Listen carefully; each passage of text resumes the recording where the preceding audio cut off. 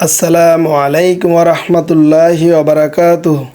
কাছে এবং দূরে, দেশ এবং দেশের বাইরে যে যেখান থেকে আমার ভিডিওটি দেখতেছেন, আশা করি আপনারা সকলে আল্লাহর রহমতে ভালো আছেন।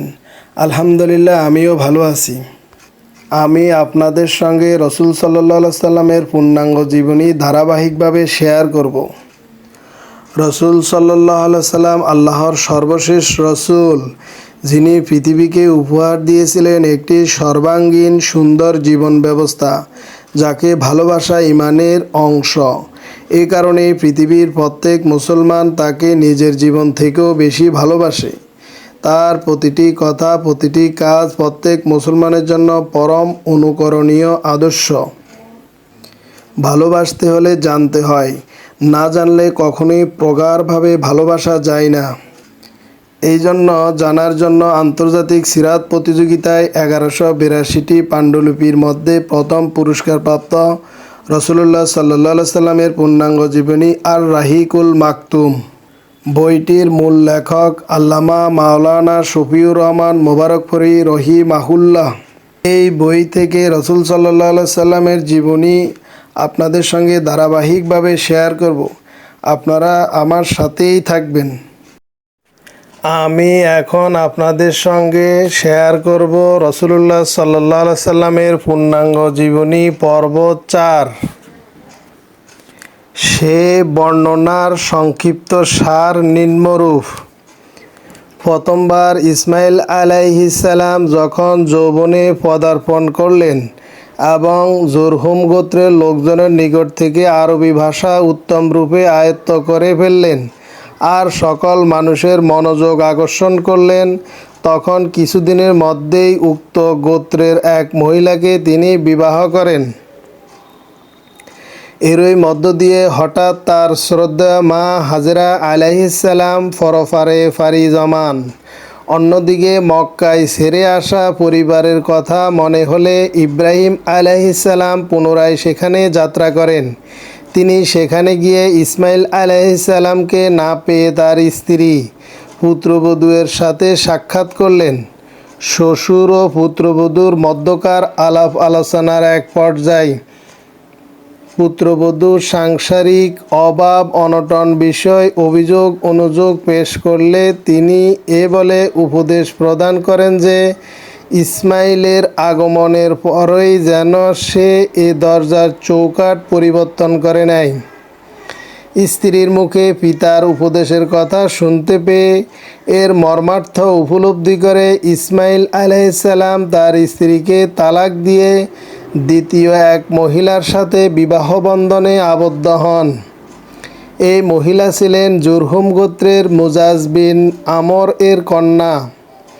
দ্বিতীয়বার ইসমাইল আলাইহিসসালামের দ্বিতীয় বিয়ের পর ইব্রাহিম আলাইহিসসালাম পুনরায় মক্কায় আগমন করেন, কিন্তু এবারও পুত্রের সাথে তার সাক্ষাৎ লাভ সম্ভব হয়নি। ইব্রাহিম আলাইহিসসালাম পুত্রবধূর নিকট কুশলাদি জানতে চাইলে তিনি আল্লাহ তাআলার শুকরিয়া আদায় করেন। এতে সন্তুষ্ট হয়ে ইব্রাহিম আলাইহিসসালাম দরজার চৌকাঠ স্থায়ী রাখার পরামর্শ দেন এবং পুনরায় ফিলিস্তিনে চলে যান।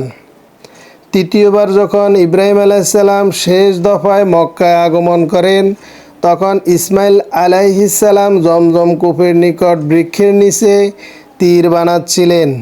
এমত অবস্থায় হঠাৎ পিতাকে দেখতে পেয়ে তিনি আবেগ ও আনন্দের আতিশয্যে লাফ দিয়ে উঠলেন এবং তখন পিতা ও পুত্রের কিছু আবেগময় মুহূর্ত অতিবাহিত হলো। তাদের এই বরকতময় মোলাকাত এত দীর্ঘদিন পরের ছিল যে পিতা পুত্রের নিকট তা ছিল অত্যন্ত আবেগময় ও মর্মস্পর্শী। সে সময় পিতা পুত্র উভয় সম্মিলিতভাবে কাবাঘর নির্মাণ করেছিলেন। এই কাবাঘরের নির্মাণ কাজ পরিসমাপ্তির পর সেখানে পবিত্র হজ ব্রত পালনের জন্য ইব্রাহিম আলাইহিসসালাম মুসলিম জাতিকে উদাত্ত আহ্বান জানালেন। আল্লাহ তাআলা মুজাজের কন্যার গর্ভে ইসমাইল আলাইহিসসালামকে 12টি সুসন্তান দান করেন। তাদের নাম যথাক্রমে 1 নম্বরে নাবিত বা নাবায়ুত, 2 নম্বরে কায়দার, 3 নম্বরে আদবাইল, 4 নম্বরে মিশাম, 5 নম্বরে মিশমা, 6 নম্বরে দোমা, 7 নম্বরে মিশা, 8 নম্বরে হাদাদ, 9 নম্বরে তাইমা, 10 নম্বরে ইয়াতুর, 11 নম্বরে নাপিস, 12 নম্বরে কাইদুমান।